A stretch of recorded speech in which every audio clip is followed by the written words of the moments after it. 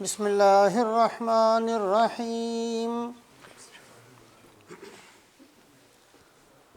الحمد للہ نحمده ونستعینه ونستغفره ونؤمن به ونتوکل علیہ ونعوذ باللہ من شرور انفسنا ومن سیئات اعمالنا من يهده الله فلا مضل له ومن يضلله فلن تجد له وليا مرشدا أما بعد فقال الله تبارك وتعالى أعوذ بالله من الشيطان الرجيم بسم الله الرحمن الرحيم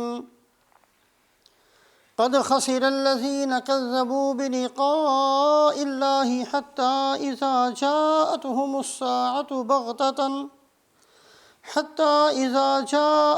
الساعة بغتة قالوا يا حسرتنا على ما فرطنا فيها وهم يحملون أوزارهم على ظهورهم ألا ساء ما يزرون وما الحياة الدنيا إلا لعب ولهو وللدار الآخرة خير للذين يتقون أفلا تعقلون وعن أنس رضي الله تعالى عنه قال قال رسول الله صلى الله عليه وسلم يؤتى بأنعم أهل الدنيا من أهل النار يوم القيامة فيصبغ في النار صبغة فيقال له هل رأيت خيرا قط هل مر بك نعيم قط يقول لا والله يا رب ويؤتى بأشد الناس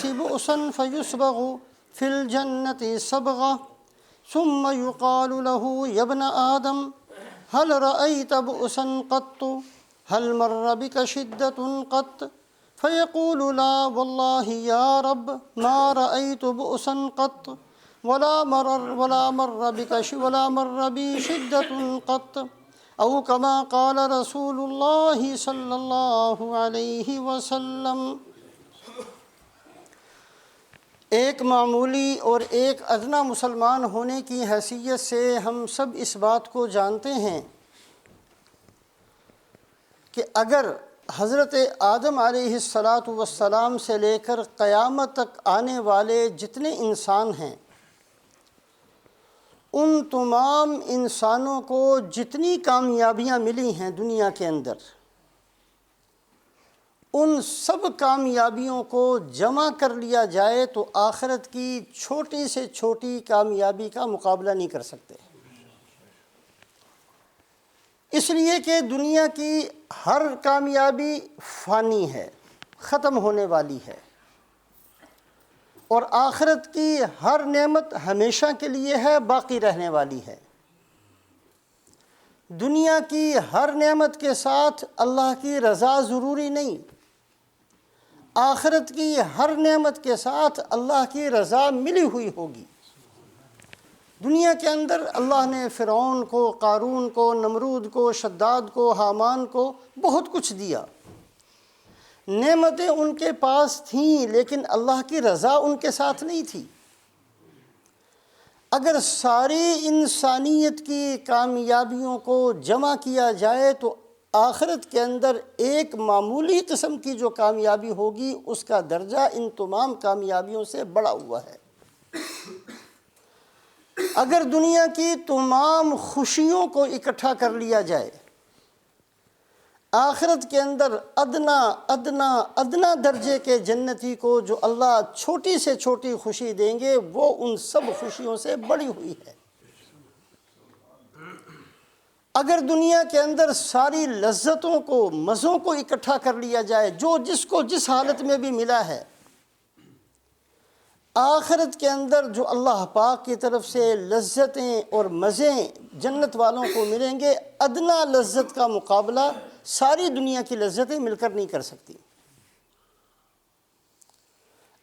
ساری دنیا کے انسانوں کو جتنی طاقت، قوت اور صحت ملی ہے، اگر وہ ساری کی ساری اکٹھی کر لی جائے، ادنا جنتی کو اللہ کی طرف سے جو صحت ملے گی وہ ان ساری صحتوں سے، ساری طاقتوں اور قوتوں سے بڑھ کر ہوگی۔ اس لیے کہ آخرت کی ہر نعمت کے ساتھ بقا ہے، باقی رہنا ہے۔ کوئی نعمت فانی نہیں ہے، کوئی نعمت واپس نہیں لی جائے گی۔ آخرت کے اندر کی ہر نعمت کو اللہ پاک مزید بڑھایا کریں گے، اس میں اضافہ فرمائیں گے، ہر طرح کی نعمت کے اندر اضافہ ہوگا، اور دنیا کی ہر نعمت خواہ کتنی ہی بڑی ہو وہ فانی ہے، وہ ختم ہونے والی ہے۔ بخاری شریف اور مسلم شریف کی روایت ہے، رسول پاک علیہ الصلاۃ والسلام فرماتے ہیں، ان موضع صوت فی الجنت خیر من الدنیا وما فیہا۔ ایک کوڑا جو چھوٹا سا ہوتا ہے وہ زمین پر رکھا جائے، جتنی جنت کی زمین اس کے نیچے آئے گی اتنی سی جنت کی زمین دنیا اور دنیا کی تمام نعمتوں سے بڑھ کر ہے۔ اس لیے کہ دنیا کی ہر نعمت کے ساتھ زوال اور فنا لگا ہوا ہے۔ دنیا کی کسی نعمت کے ساتھ اللہ کی رضا کا ملنا ضروری نہیں ہے۔ آخرت کی ہر نعمت باقی ہے، ہمیشہ کے لیے ہے، اور آخرت کی ہر نعمت کے ساتھ اللہ کی رضا جڑی ہوئی ہے۔ اور اگر ساری دنیا کی تکلیفوں کو اور ساری دنیا کی پریشانیوں کو اور ساری انسانیت کی ذلتوں اور رسوائیوں کو اکٹھا کر لیا جائے تو ایک جہنم میں جانے والے انسان کو جتنی ذلتیں، رسوائیاں، تکلیفیں، پریشانیاں پہنچنے والی ہیں، ساری دنیا کی ذلتیں، رسوائیاں اس کا مقابلہ نہیں کر سکتی۔ اسی وجہ سے قرآن پاک کے اندر ایک جگہ اللہ فرماتے ہیں وَلَا عَذَابُ الْآخِرَةِ أَشَدُّ وَأَبْقَى۔ آخرت کی مصیبت، آخرت کا عذاب سخت بھی ہے اور ہمیشہ کے لیے ہے۔ ایک آیت شریفہ کے اندر اللہ فرماتے ہیں وَلَا عَذَابُ الْآخِرَةِ أَشَقُّ۔ آخرت کا عذاب برداشت کرنا بھی بڑا مشکل ہے۔ ایک جگہ اللہ فرماتے ہیں وَلَا عَذَابُ الْآخِرَةِ أَكْبَرُ۔ آخرت کا جو عذاب ہے اس کا سائز بھی بہت بڑا ہے، وہ بہت بڑا ہے۔ اور ایک جگہ اللہ فرماتے ہیں وَلَا عَذَابُ الْآخِرَةِ أَخْزَىٰ۔ آخرت کی جو مصیبت ہے اس میں ذلت اور رسوائی بھی بہت زیادہ ہے۔ دنیا کے اندر اگر کوئی آدمی ذلیل ہو جائے اس کی ذلت کو چند بندے دیکھتے ہیں، چند لوگ اس کا تماشا کرتے ہیں، چند لوگ اس کا مذاق اڑاتے ہیں، صرف اس کے زمانے کے لوگ اس کا مذاق اڑاتے ہیں، چند لوگوں سے اس کو اپنے آپ کا چہرہ چھپانا پڑتا ہے۔ لیکن جس بدبخت کے لیے آخرت میں یہ فیصلہ ہو کہ آج یہ ناکام ہے اور آج اس کے لیے جہنم کا فیصلہ کر دیا جا رہا ہے، پوری کی پوری انسانیت اس فیصلے کو سن رہی ہوگی۔ اس کی ذلت اور رسوائی کا تماشا ساری انسانیت کر رہی ہوگی، اور اس کی ذلت اور رسوائی کو دیکھنے کے لیے سب سے زیادہ حضرات انبیاء علیہم الصلوات و تسلیمات جو دیکھیں گے اس سے تکلیف ہوگی۔ یہ محسن تھے، میں نے ان کی بات نہیں مانی، انہوں نے راتیں اللہ کے سامنے رو رو کر میرے لیے دعائیں کی تھی، میں نے کوئی قدر نہ کی۔ انبیاء بھی سامنے، صلحاء بھی سامنے، صحابہ کرام بھی سامنے، بڑے بھی سامنے، چھوٹے بھی سامنے، اپنے بھی سامنے، غیر بھی سامنے، اپنے علاقے والے بھی سامنے، دوسرے علاقوں والے بھی سامنے، اپنے زمانے کے لوگ بھی سامنے، ساری انسانیت سامنے۔ ایسے وقت میں نام لے کر کہا جائے گا آج فلاں فلاں کا بیٹا ہمیشہ کے لیے ناکام قرار دے دیا گیا اور اس کو جہنم کا ایندھن بنا دیا گیا۔ وَلَعَذَابُ الْآخِرَةِ أَخْزَىٰ وَلَعَذَابُ الْآخِرَةِ أَشَقُّ وَلَعَذَابُ الْآخِرَةِ أَشَدُّ وَأَبْقَىٰ، یہ الفاظ اللہ پاک قرآن میں جگہ جگہ ذکر فرماتے ہیں۔ ابھی خطبے کے اندر جو حدیث پاک پڑھی گئی ہے یہ مسلم شریف کی روایت ہے۔ رسول پاک علیہ السلام ارشاد فرماتے ہیں کہ قیامت والے دن اللہ پاک اس آدمی کو بلائیں گے جس کے لیے جہنم کا فیصلہ ہو چکا، لیکن یہ وہ بندہ تھا جو دنیا کے اندر سب سے زیادہ نعمتوں کے ساتھ اس نے زندگی گزاری تھی، سب سے زیادہ عزت اس کو ملی تھی، سب سے زیادہ مال اس کو ملا تھا، سب سے زیادہ صحت اس کو ملی تھی، سب سے زیادہ طاقت اس کو ملی تھی، سب سے زیادہ نام و نمود اس کو ملا تھا، سب سے زیادہ کامیاب، سب سے زیادہ نعمتوں میں زندگی گزارنے والا بندہ، لیکن آخرت کے اندر جہنم کا فیصلہ ہے، اس کو اللہ بلائیں گے۔ یؤتی بانعم اہل الدنیا من اہل النار فیصبغ فی النار صبغۃ، ابھی جہنم میں نہیں پھینکا جائے گا، صرف ایک جہنم کی جھلک اس کو دکھائی جائے گی، پھر دوبارہ بلایا جائے گا، اور بلا کر پھر اللہ فرمائیں گے هل رأیت خیرا قط هل مر بک نعیم قط، مجھے یہ بتا کہ تو نے دنیا کے اندر کبھی کوئی نعمت دیکھی ہے؟ کبھی تمہیں زندگی کے اندر کوئی خوشی، کوئی راحت، کوئی آرام ملا تھا؟ کہے گا لا واللہ یا رب ما رأیت خیرا قط ولا مر بک نعیم قط، نہیں اللہ کی قسم، اے میرے رب میں آپ کی قسم کھا کر کہتا ہوں میں نے کبھی دنیا کے اندر کامیابی نہیں دیکھی، میں نے کبھی خوشی نہیں دیکھی، میں نے کبھی کوئی نعمت نہیں دیکھی، میں تو ہمیشہ تکلیف اور مشقت میں رہا۔ صرف جہنم کا ایک جھلک دیکھ لینا یہ انسان ساری دنیا کی نعمتوں کو بھلا دینے والی چیز ہے۔ اور پھر فرمایا وَيُؤْتَى بِأَشَدِّ النَّاسِ بُؤْسًا، پھر اللہ پاک اس بندے کو بلائیں گے جس کے لیے جنت کا فیصلہ ہے، لیکن دنیا کے اندر ہر تکلیف اس نے برداشت کی تھی، فقر اس کے پاس تھا، بیماریاں اس نے برداشت کی تھیں، دنیا کے اندر لوگوں کے تانے اس نے سنے تھے، لوگوں کی باتیں اس نے سنی تھی، کپڑے اس کے پاس نہیں تھے، پیسے اس کے پاس نہیں تھے، مکان اس کے پاس نہیں تھا، بڑی تنگی کی زندگی اس نے گزاری تھی، کچھ بھی تو اس کے پاس نہیں تھا، لیکن تھا یہ اللہ کا بندہ، گیا تھا اللہ کو راضی کر کے، جنت والے اعمال کر کے وہاں پہنچا تھا۔ یؤتی باشد الناس بؤسا، سب سے زیادہ تکلیف میں زندگی گزارنے والا جو جنتی ہوگا اللہ پاک اس کو بلائیں گے، فیصبغ فی الجنت صبغا، اللہ فرشتوں کو فرمائیں گے کہ آؤ ایک جھلک، صرف ایک جھلک لے کر نہیں جانا جنت کے اندر، ابھی ایک جھلک صرف جنت کی دکھا کر آؤ۔ اب جنت کی ایک جھلک دیکھ کر پھر اللہ کے سامنے کھڑا کیا جائے گا، اللہ فرمائیں گے ہاں بھی بتاؤ هل رأیت بؤسا قط هل مر بک شدۃ قط، زندگی کے اندر کوئی تکلیف دیکھی تھی، کوئی پریشانی دیکھی تھی، کوئی تنگی تم نے دنیا کے اندر دیکھی؟ وہ کہے گا لا واللہ یا رب ما رأیت بؤسا قط ولا مر بی شدۃ قط، اے اللہ میں آپ کی ذات کی قسم کھا کر کہتا ہوں میں نے کبھی تکلیف نہیں دیکھی۔ تکلیف کیا ہوتی ہے، پریشانی کیا ہوتی ہے، تنگی کیا ہوتی ہے، بیماری کیا ہوتی ہے، بھوک کیا ہوتی ہے، پیاس کیا ہوتی ہے، ذلت کیا ہوتی ہے، رسوائی، میں جانتا ہی نہیں ان چیزوں کو۔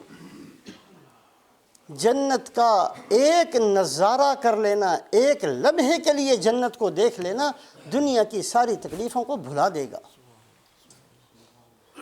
بار بار اس بات کو سامنے رکھا جائے، دنیا کی ساری نعمتیں صرف میری اکیلے کی نہیں، آدم علیہ السلام سے لے کر قیامت تک آنے والے تمام انسانوں کو جو کچھ ملا ہے، جتنی خوشی ملی، جتنی کامیابی ملی، جتنی صحت ملی، جتنا مال ملا، جتنی نعمتیں ملی، وہ سب کی سب اکٹھی کر لی جائیں تو آخرت کی ادنا ادنا ادنا ادنا ادنا نعمت سے بھی اس کا کوئی مقابلہ نہیں، اس لیے کہ آخرت کی ہر نعمت کے ساتھ بقا ہے، وہ باقی رہنے والی ہے، آخرت کی ہر نعمت ہمیشہ کے لیے ہے، آخرت کی ہر نعمت کے ساتھ اللہ کی رضا جڑی ہوئی ہے۔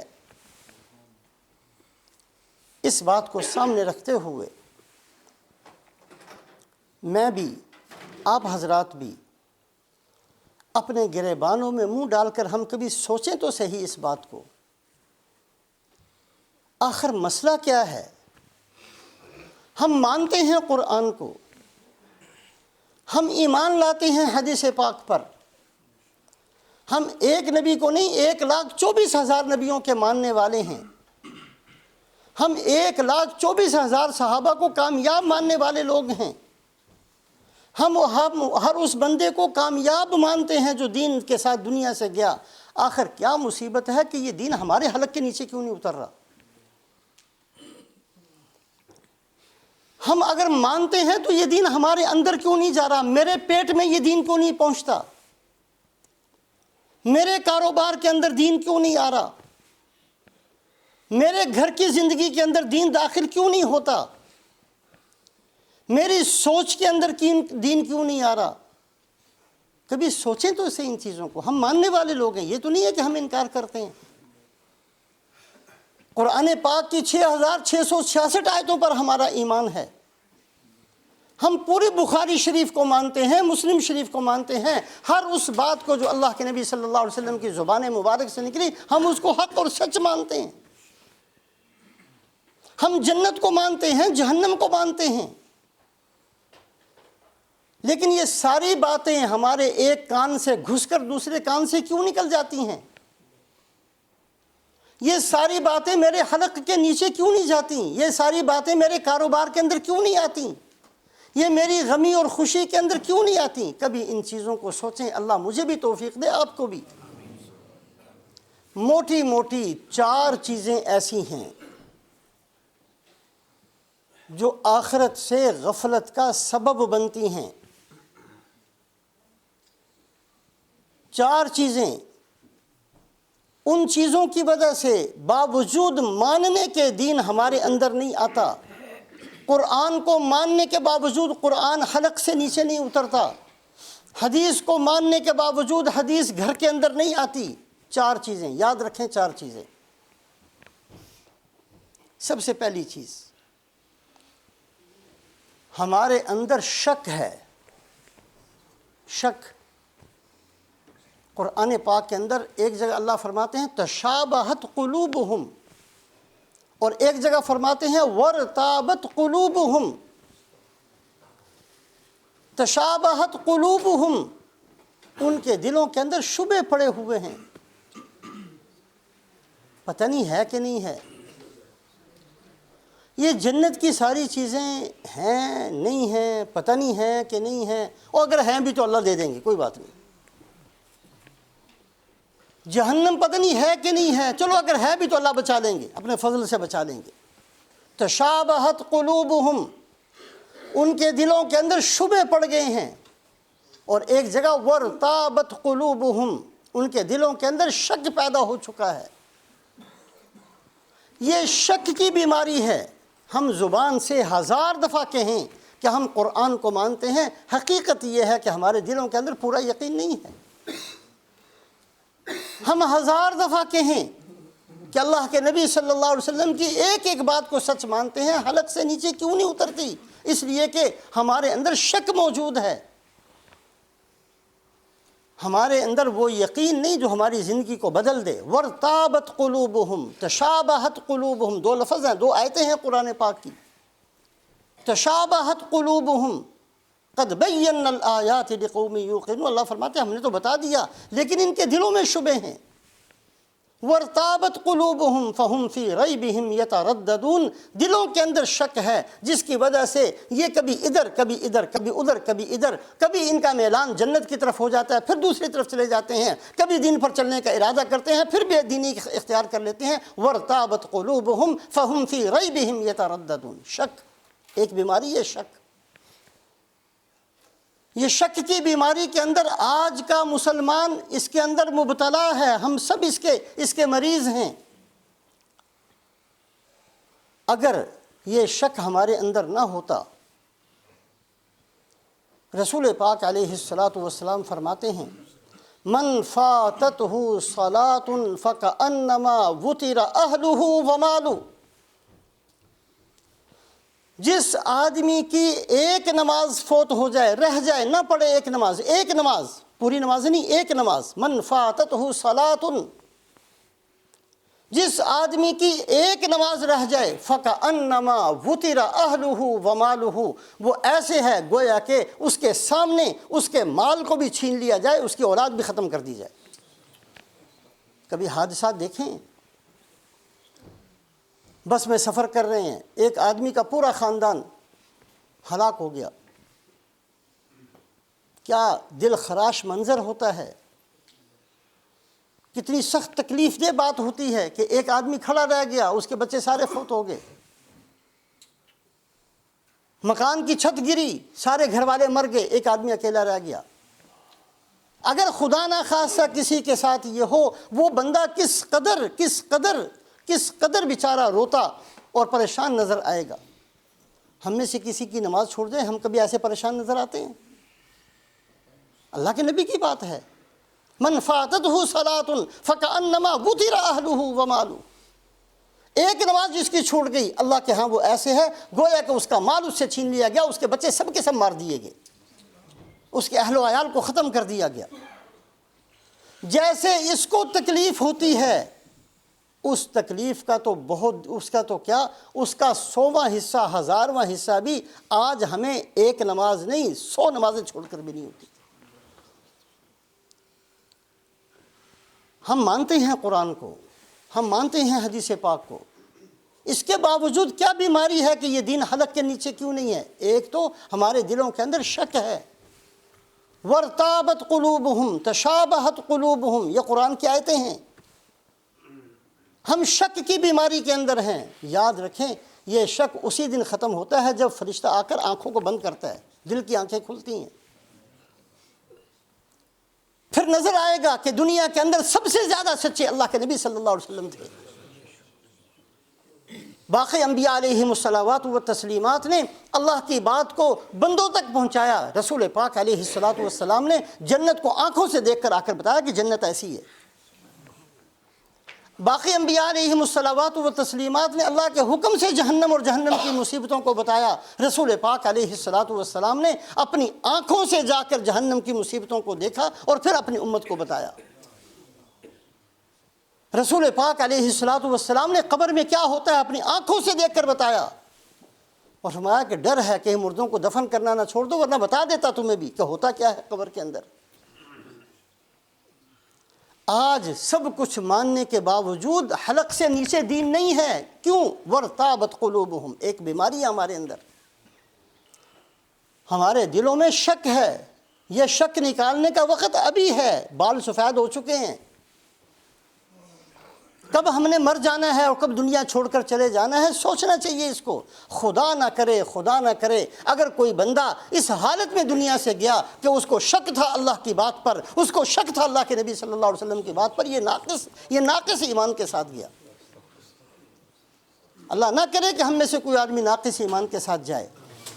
اگر یہ سنتے ہیں اور پھر عمل نہیں ہے، اس کا مطلب یہ کہ شک کے اندر مبتلا ہیں۔ رسول پاک علیہ الصلوۃ والسلام فرماتے ہیں، من آتاہ اللہ مالا فلم یؤد زکاتہ مثل له مالہ شجاعا اقرا۔ بخاری شریف کی روایت۔ ایک آدمی کو اللہ نے مال دیا اور وہ مال کی زکوٰۃ ادا نہیں کرتا، قیامت والے دن اس کا یہی مال ایک زہریلا سانپ، گنجا سانپ بنا کر اس کے اوپر لپیٹ دیا جائے گا۔ وہ اپنا جبڑا کھول کر اس کو پکڑے گا اور کہے گا انا مالک انا کنزک، میں تیرا مال ہوں، میں تیرا خزانہ ہوں۔ اگر ہمیں اس بات پر یقین ہوتا تو کیا پوری انسانیت کے اندر ایک بندہ بھی ایسا ہوتا جو مال کی زکوٰۃ ادا نہ کرے؟ آج پوری دنیا کی بھوک پیاس کے اوپر رونے والے نظر آتے ہیں دنیا کے اندر۔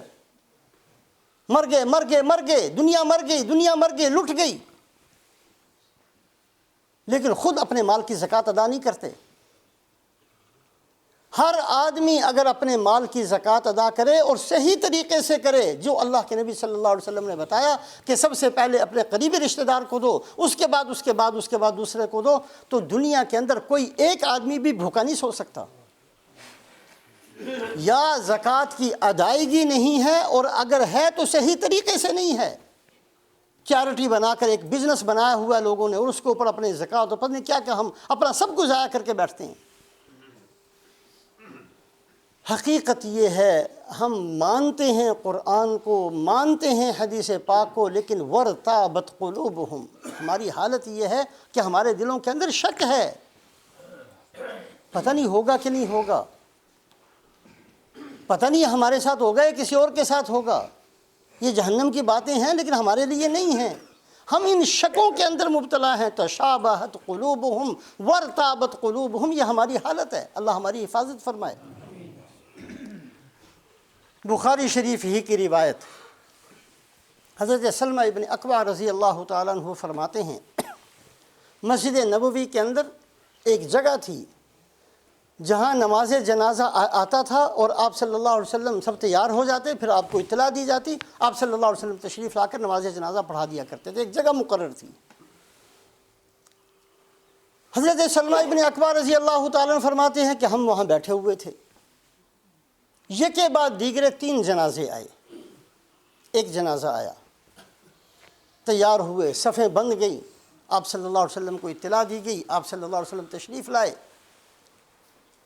سب سے پہلا سوال کیا آپ صلی اللہ علیہ وسلم نے کہ اس مرنے والے نے مال چھوڑا ہے؟ یا رسول اللہ کوئی مال نہیں چھوڑا، خالی ہاتھ گیا دنیا سے، کسی کا کچھ دینا تو نہیں تھا؟ لوگوں نے کہا جی دینا بھی کچھ نہیں تھا، چھوڑا بھی کچھ نہیں۔ آپ صلی اللہ علیہ وسلم آگے بڑھے، نماز جنازہ پڑھائی۔ تھوڑی دیر کے بعد دوسرا جنازہ آ گیا، پھر اسی طریقے سے آپ کو اطلاع دی گئی، آپ تشریف لائے، وہی سوال کیا کہ اس آدمی نے کچھ مال چھوڑا ہے؟ یا رسول اللہ 3 دینار چھوڑے ہیں، 3 دینار۔ اس نے کسی کا کوئی قرضہ تو نہیں دینا تھا؟ جی دینا تھا، 3 دینار ہی قرضہ دینے تھے، آپ نے فرمایا اس کا قرضہ ادا کر دیا جائے، اور آپ نے نماز جنازہ پڑھا دی۔ تھوڑی دیر کے بعد تیسرا جنازہ آیا، بخاری شریف کی روایت ہے یہ۔ اسی طریقے سے صحابہ کہتے ہیں کہ ہم نے صفیں تیار کیں، آپ صلی اللہ علیہ وسلم کو اطلاع دی گئی، آپ صلی اللہ علیہ وسلم تشریف لائے، وہی سوال پھر کیا، اس نے کوئی مال چھوڑا؟ یا رسول اللہ کوئی مال نہیں چھوڑا۔ اس نے کسی کا کچھ دینا ہے؟ ہاں جی دینا تو ہے، 3 دینار دینے ہیں، 3 دینار۔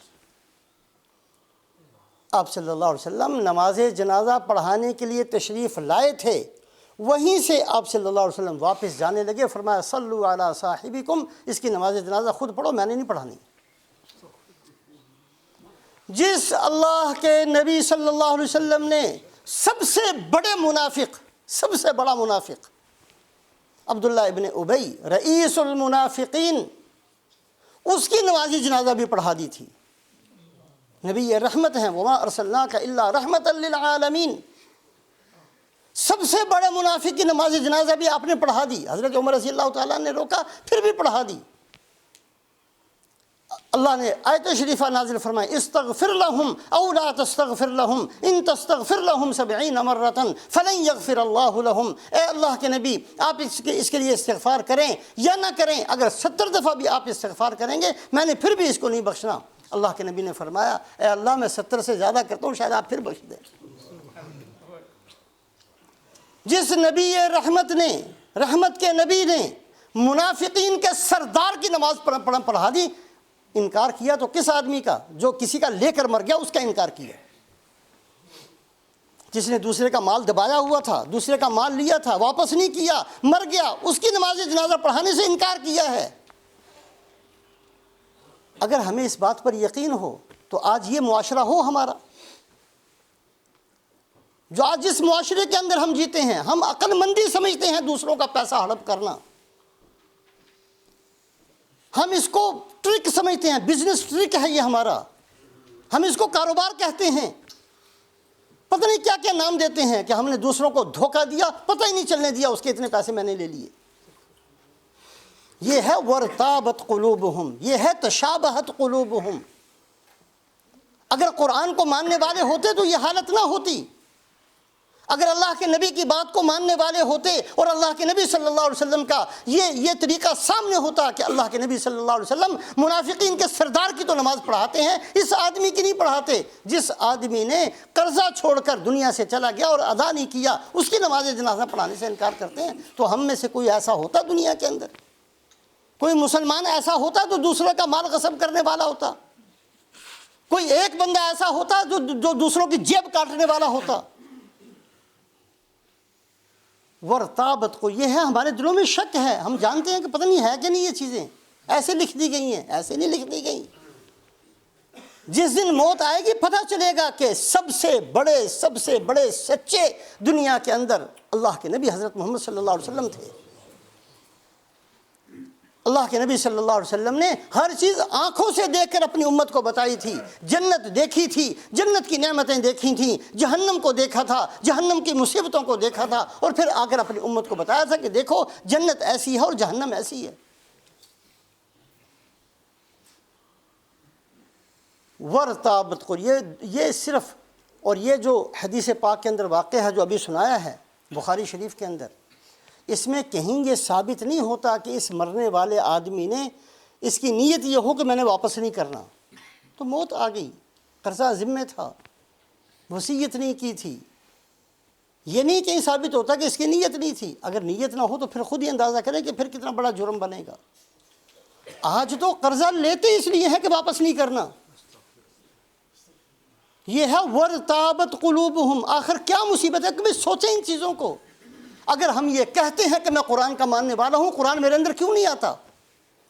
اگر میں کہتا ہوں کہ میں اللہ کے نبی صلی اللہ علیہ وسلم کی ہر بات کو مانتا ہوں، تو آپ کی ہر بات میرے اندر کیوں نہیں آ رہی؟ میرے کردار میں کیوں نہیں ہے؟ میرے معاملات میں کیوں نہیں ہے؟ میری معاشرت میں کیوں نہیں ہے؟ میری معیشت میں کیوں نہیں؟ میری سوچ میں کیوں نہیں؟ میری رات میں کیوں نہیں؟ میرے دن میں کیوں نہیں؟ ورتابت قلوب، اس سے بچنا ہے۔ ایک بہت بڑی بیماری ہمارے دلوں کے اندر شک ہے، جس کی وجہ سے ہم آخرت سے غافل ہیں۔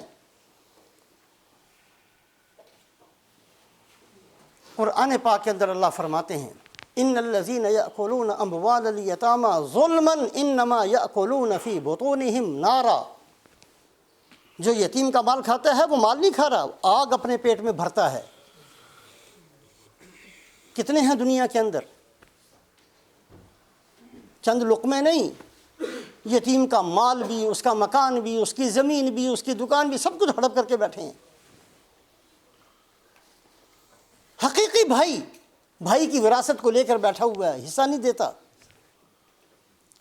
بہنوں کا حصہ غصب کیا جاتا ہے۔ کتنا کچھ ہمارے معاشرے کے اندر ہے، بتانے کی ضرورت، ہم سب جانتے ہیں، روز بھگتے ہیں ان چیزوں کو۔ اگر ہم قرآن کے ماننے والے ہیں تو یہ چیزیں ہمارے اندر کیوں نہیں آتی؟ یہ ہے ورتابت قلوب، مانتے ہیں لیکن شک ہے ہمیں۔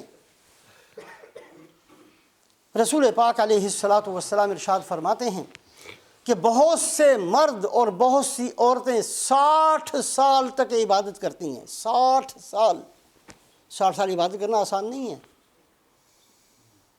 60 سال عبادت کرتے ہیں، پھر وصیت کے اندر کوئی ایسی غلط بات اختیار کر لیتے ہیں کہ اٹھا کر سیدھے جہنم میں پھینک دیے جاتے ہیں۔ کتنے ہیں؟ ہم سب میں سے کتنے ہیں؟ کسی کو پتہ ہے وراثت کے مسائل کا؟ کتنے ہیں قبضہ کر کے کھا پی کر چلے گئے، دادا پردادا کب سے دنیا سے چلے گئے، ان کا حصہ آج تک تقسیم نہیں ہوا۔ کون کھا رہا ہے، کون پی رہا ہے، اللہ ہی جانتے ہیں، اپنا ہی سمجھا ہوا سب کچھ، اپنا ہی سب کچھ سمجھ کر سب کچھ ہڑپ سب کچھ ہی ہڑپ۔ اگر ہم قرآن کے ماننے والے ہوتے تو یہ ہماری حالت نہ ہوتی، اگر ہم حدیث کے ماننے والے ہوتے تو یہ نہ ہوتی۔ حقیقت یہ ہے جو اللہ نے قرآن میں بیان فرمایا، تشابہت قلوبہم، اور ایک جگہ فرمایا ورتابت قلوبہم، ان کے دل شبے کے اندر مبتلا ہیں، پتہ نہیں ہے کہ نہیں ہے۔ ورتابت قلوبہم، یہ شکوں کے اندر پڑے ہوئے ہیں۔ شک نہیں ہے، اللہ پاک سب سے سچے، اللہ کے نبی سچے۔ ومن اصدق من اللہ قیلا، کون ہے جو اللہ سے زیادہ سچی بات کہے؟ رسول پاک علیہ الصلوۃ والسلام کی زبان مبارک سے تو غصے کی حالت میں بھی غلط بیانی نہیں ہوئی. آپ صلی اللہ علیہ وسلم کی زبان مبارک سے جب نکلی جو بات نکلی حق اور سچ بات نکلی. یہ اللہ کے نبی کی باتیں ہیں. آخرت کو ماننے کے باوجود اس کو سامنے رکھ کر زندگی نہ گزارنا. 4 اسباب ہیں. ایک سبب ہے شک. شک کو دور کرنے کا یہی وقت ہے. دوسرا سبب ہے دنیا کے اندر منہمک ہو جانا. دنیا کمانا منع نہیں, دنیا جمع کرنا منع نہیں, لیکن دنیا کے اندر ایسا پھنس جانا کہ زندگی گئی, جوانی گئی, بڑھاپا گیا, سب کچھ ہی اس میں گیا اور پتہ ہی نہ چلا کہ میں دنیا کے اندر آیا تھا آخرت کی تیاری کے لیے. يَحْسَبُونَ أَنَّمَا نُمِدُّهُمْ بِهِ مِن مَّالٍ وَبَنِينَ نُسَارِعُ لَهُمْ فِي الْخَيْرَاتِ بَل لَّا يَشْعُرُونَ. اللہ فرماتے ہیں جس کو ہم مال دے دیتے ہیں وہ سمجھتا ہے کہ یہ سب کچھ ہے, اللہ مجھ سے راضی ہے اس لیے تو مجھے مل گیا. یہ ہماری رضا کا سبب نہیں ہے. اگر مال اللہ کی رضا کا سبب ہوتا تو یہ کہنا پڑے گا کہ اللہ فرعون سے راضی تھے. اگر مال اللہ کی رضا کا سبب ہے تو کہنا پڑے گا کہ اللہ قارون سے راضی تھے. نہیں تھے اللہ راضی قارون سے, نہیں تھے اللہ راضی فرعون سے, نہیں تھے اللہ راضی حامان, شداد, نمرود سے. یہ سارے مال والے تھے. یہ کوئی اللہ کی رضا کی نشانی نہیں ہے. يَحْسَبُونَ أَنَّمَا نُمِدُّهُمْ بِهِ مِن مَّالٍ وَبَنِينَ نُسَارِعُ لَهُمْ فِي الْخَيْرَاتِ بَل لَّا يَشْعُرُونَ. اللہ کہتے ہیں عقل کی بات نہیں ہے یہ سمجھو کہ جس کو مال مل گیا اللہ اس سے راضی ہے. نہیں, ایسا نہیں ہے. یہ تو اللہ امتحان کے لیے دیتے ہیں. دیکھتے ہیں نعمت ہے کیا کر کے آتے ہو. خواہشات میں خرچ کرو گے یا ہماری فرما برداری میں خرچ کرو گے. ہماری نعمت استعمال کر کے ہماری نافرمانی کرو گے یا ہماری فرما برداری کرو گے. اللہ یہ دیکھتے ہیں. حضرت مصعب بن عمیر رضی اللہ تعالیٰ, حضرت علی رضی اللہ تعالیٰ راوی ہیں کہ مصعب بن عمیر رضی اللہ تعالیٰ تشریف لائے. صرف ایک چادر لپیٹی ہوئی, صرف ایک چادر پورے جسم پر, اور اس کے اندر بھی بہت سے پیوند لگے ہوئے. آپ صلی اللہ علیہ وسلم نے دیکھا, آنکھوں سے آنسو جاری ہو گئے. بڑی نازوں کے پلے ہوئے تھے. مکہ کے اندر مال آتا سب سے پہلے مصعب بن عمیر, خوشبو آتی سب سے پہلے مصعب بن عمیر, کپڑا آتا سب سے پہلے مصعب بن عمیر. بڑے لاڈلے تھے. کلمہ پڑھ کر یہ حالت ہوگی کہ سب کچھ گیا, آنکھوں سے آنسو جاری ہوئے.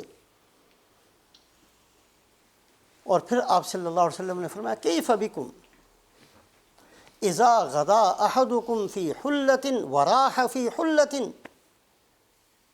ایسا وقت تم پر آئے گا کہ تم میں سے ہر آدمی کا صبح کا جوڑا الگ, شام کا جوڑا الگ, باہر جانے کا لباس الگ, گھر میں رہنے کا الگ, سونے کا الگ, اتنے کپڑے ہوں گے.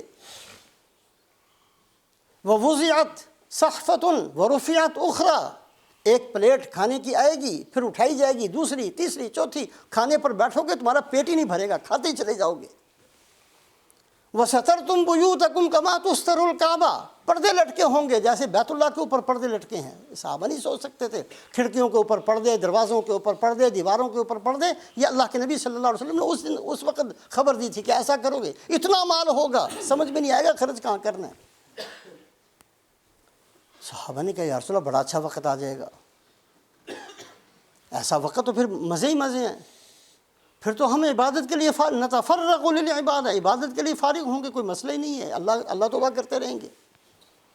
آپ نے فرمایا نہیں, آج بہتر ہو, آج بہتر ہو. تاریخ اٹھا کر دیکھیں, مسلمان جب بھوکا پیاسا تھا خیر کے ساتھ تھا. جب بھی مسلمان کو مال ملا ہے بگاڑ کی 1000 صورتیں اس کے اندر آئی ہیں. مال ملنے کے بعد ان کے اندر فراڈ کی چیزیں پیدا ہوتی ہیں. مال مل جائے تو ان کے اندر عداوت اور بغض پیدا ہوتا ہے. مال مل جائے تو ان کے اندر رشتہ داریوں کو توڑنے کی بیماری پیدا ہوتی ہے. مال مل جائے تو خواہشات کی تکمیل پیدا ہوتی ہے. مال مل جائے تو دین سے دوری پیدا ہوتی ہے. مال مل جائے تو کافروں کے اعمال کرنا ان کے لیے آسان ہوتا ہے. جب بھی تاریخ اٹھا کر دیکھیں مسلمان کے پاس مال آیا یہ ساری بیماریوں کے ساتھ آیا. پہلا سبب ہے آخرت سے غفلت کا. جاننے کے باوجود, میں ان کی بات نہیں کرتا جو نہیں مانتے, میں ان کی بات کرتا ہوں جو مانتے ہیں کہ آخرت ہے, جو مانتے ہیں کہ قرآن سچا ہے, جو مانتے ہیں کہ اللہ کے نبی صلی اللہ علیہ وسلم کی باتیں سچی ہیں. ان کی بات ہے کہ پھر آخر یہ حلق سے نیچے کیوں نہیں اترتا. ایک تو شک کی وجہ سے اور دوسرا دنیا کے اندر منہمک ہو جانے کی وجہ سے. اور تیسری بیماری ہاں میں ہاں ملانا، کسی کے پیچھے چل پڑنا، ہر لیڈر کے پیچھے ہزاروں بندے آنکھیں بند کر کے بھاگتے چلے جا رہے ہیں۔ وہ کس گڑھے میں لے کر جائے گا، وہ کس جہنم کے گڑھے میں ان کو جا کر ڈالے گا، وہ کس گمراہی کا ان کو شکار بنا دے گا، وہ کہاں جا کر ان کو پھینکے کہ کسی کو کوئی پتہ نہیں۔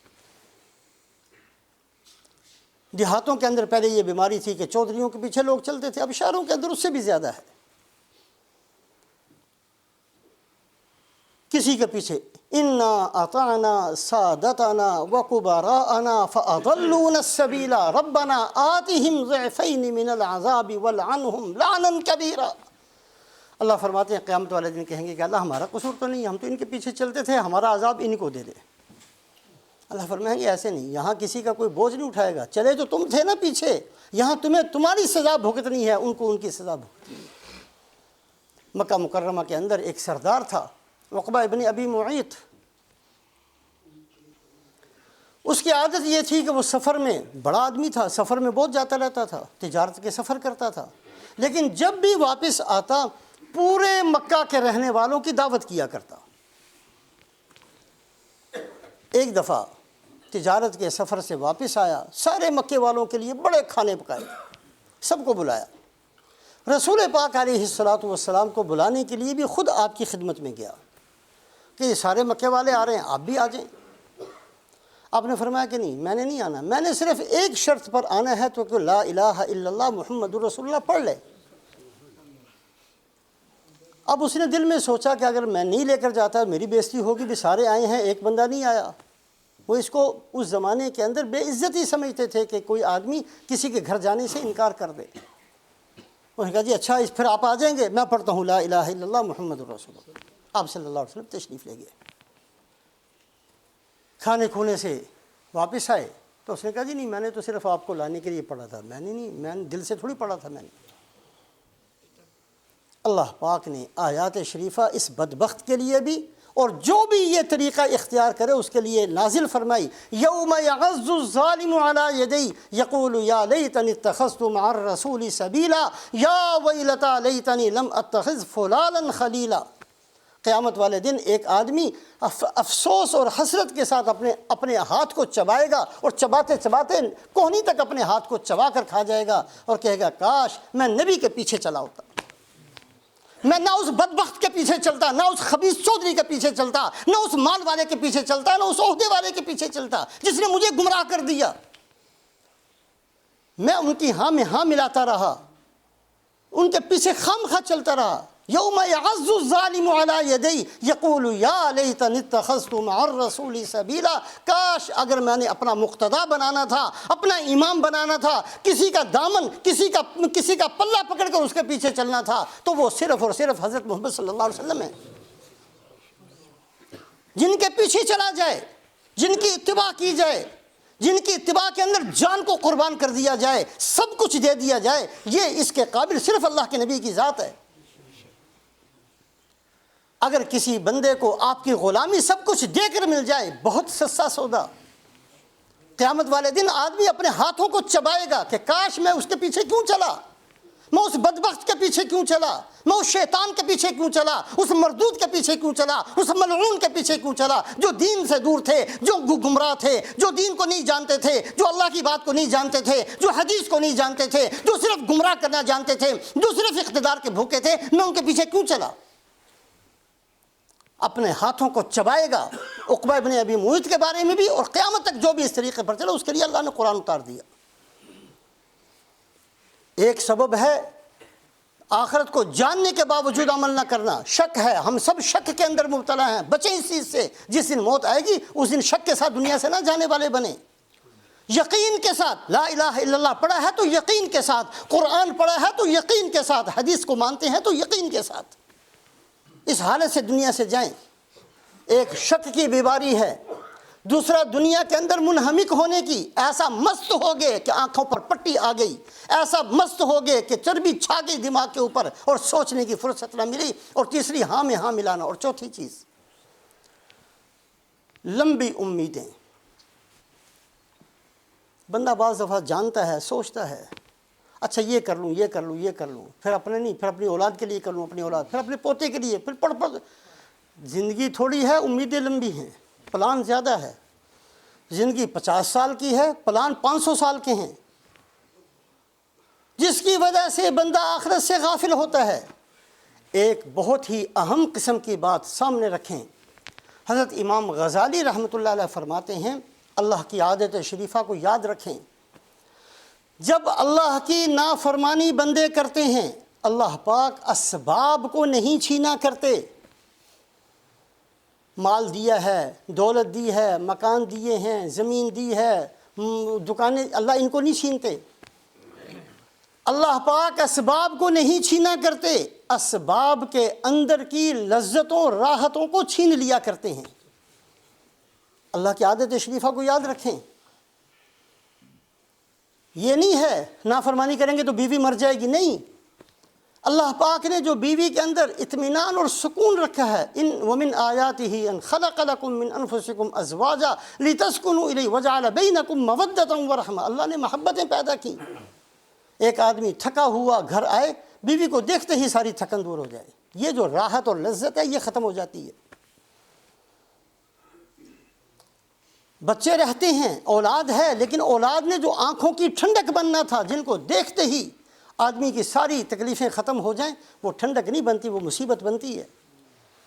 اسباب نہیں اللہ چھینا کرتے، دکانیں اللہ نہیں چھین لیں گے، اللہ مال نہیں چھین لیں گے نافرمانی کی وجہ سے، مال کے اندر کی لذتوں کو ختم کر دیتے ہیں۔ مال سبب تھا انسان کو بے پرواہ کر دینے کا۔ غنا تو کہتے ہی اس کو ہیں جو کسی اور کا محتاج نہ رہے۔ مال جتنا جتنا بڑھے گا لذت ختم ہوگی، بندہ اتنا زیادہ محتاج ہو جائے گا۔ مال نہیں تھا تو کوئی اصول تھا، کوئی طریقہ تھا، کوئی زندگی گزارنے کے طریقے اصول تھے۔ مال آ گیا، ایسی محتاجگی اور ایسا فقر مسلط ہو جاتا ہے کہ اصول بھی ختم ہو جاتے ہیں۔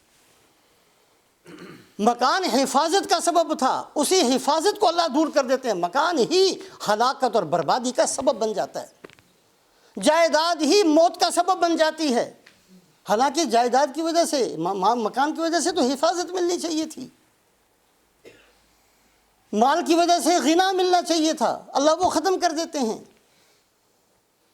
عہدہ سبب بننا چاہیے تھا عزت کا، عہدہ تو ایک عزت کی چیز ہے، لیکن عہدہ ہی ذلت کا سبب بن جاتا ہے۔ جس کے پاس عہدے ہیں، اگر وہ لوگوں کی گالیاں سنیں تو کبھی شاید وہ عہدہ قبول بھی نہ کریں۔ اتنی اللہ پاک نفرتیں لوگوں کے دلوں میں پیدا کر دیتے ہیں۔ اللہ پاک کی عادت شریفہ ہے، نافرمانی پر اللہ پاک اسباب کو چھینا نہیں کرتے، واپس نہیں لیا کرتے۔ اللہ پاک اس کے اندر کی، ان اسباب کے اندر کی لذتوں کو، راحتوں کو، خوشیوں کو اللہ سلب کر لیا کرتے ہیں۔ آج کے دور میں سمجھنا مشکل نہیں ہے۔ اگر کسی زمانے میں کوئی آدمی آ کر یہ کہتا میں بھوکا ہوں، میں پیاسا ہوں، مجھے کھانا نہیں ملا اس لیے پریشان ہوں، سمجھ میں آتی تھی۔ آج تو وہ آدمی آ کر کہتا ہے، روتا ہے، جس کا بینک بھی بھرا ہوا ہے، جس کا گھر بھی بھرا ہوا ہے، وہ آ کر کہتا ہے جی مرنا چاہتا ہوں، مجھے بہت پریشانی ہے۔ کیا کہاں سے لائیں اس کا بندے کا حل؟ کسی زمانے میں آدمی آتا تھا، بچی جوان ہے، اس کو دینے کے لیے کچھ نہیں، اس کی شادی کرنے کے لیے کچھ نہیں، اس لیے روتا تھا۔ آج ایک آدمی آ کر کہتا ہے جی میں نے اپنی بیٹی کو سب کچھ دیا، دنیا کی ہر نعمت دی، میں نے اس کے نام مکان بھی لگا دیا، میں نے اس کے نام فلاں چیز بھی کی، فلاں بھی دیا، فلاں بھی دیا، فلاں بھی دیا، پھر بھی میری بیٹی اپنے گھر میں خوش نہیں ہے۔ اس بندے کا کیا حل کریں؟ کہاں سے لائیں اس کا حل؟ کبھی سوچیں، اگر قرآن کو مانتے ہیں، من اعرض عن ذکری فإن له معیشۃ ضنکا، اللہ فرماتے ہیں میرے دین کو چھوڑو گے میں تمہاری زندگیوں کو تنگ کر دوں گا۔ یہ قرآن ہے۔ صرف یہ بات نہیں ہے کہ آخرت سے غفلت کے ساتھ زندگی گزاریں گے تو صرف آخرت کا نقصان ہوگا، نہیں، دنیا کا بھی نقصان ہوگا، دنیا بھی مقدر ہو جائے گی، دنیا بھی بے مزہ ہو جائے گی، دنیا کے اندر بھی جینے میں کوئی مزہ نہیں آئے گا۔ اور اللہ کے نبی صلی اللہ علیہ وسلم نے تو یہاں تک فرمایا، ہر بات ہمیں بتا کر گئے ہیں، ایسا وقت آئے گا یمر الرجل علی القبر فیتمرغ علیہ ویقول یا لیتنی مکانا، ایک آدمی قبرستان کے اندر سے گزرے گا، ایک قبر کے اوپر لیٹ جائے گا اور کہے گا کاش آج میں مرا ہوا ہوتا، اس قبر والے کی جگہ میں ہوتا۔ لیس بہ الدین الا البلاء، یہ نہ کوئی سمجھے کہ وہ بہت قرضے میں پھنسا ہوا ہے اس لیے یہ بات کہتا ہے، نہیں، اس کے پاس سب کچھ ہے، وہ مال والا بھی ہے، وہ عہدے والا بھی ہے، وہ مکان والا بھی ہے، وہ زمین والا، وہ سب کچھ اس کے پاس ہے، پھر یہ پریشانی کہاں سے آ گئی؟ یہ اس کا گھر اس کے لیے جہنم کیوں بن گیا؟ اس کی بیوی اس کے لیے مصیبت کیوں بن گئی؟ اس کے بچے اس کے لیے مصیبت کیوں بن گئے؟ اس لیے کہ اس نے اللہ کی ہر نعمت کو استعمال کر کے اللہ کی نافرمانی کی، اللہ نے سب کو نافرمان بنا دیا۔ بدلیں اپنے راستوں کو، غلط راستوں پر چل رہے ہیں ہم، بدلیں اپنے آپ کو، اپنی سوچ کو بدلیں۔ اگر ہم مسلمان ہیں، اللہ پاک نے ہماری کامیابی کے لیے قرآن اتارا ہے، اگر ہم مسلمان ہیں، اللہ کے نبی صلی اللہ علیہ وسلم نے ہمیں دنیا اور آخرت کی کامیابی کے لیے ہمیں سب کچھ بتایا ہے، اسی راستے میں کامیابی ہے، اس کے علاوہ کہیں نہیں ہے۔ اللہ ہم سب کو عمل کی توفیق دے۔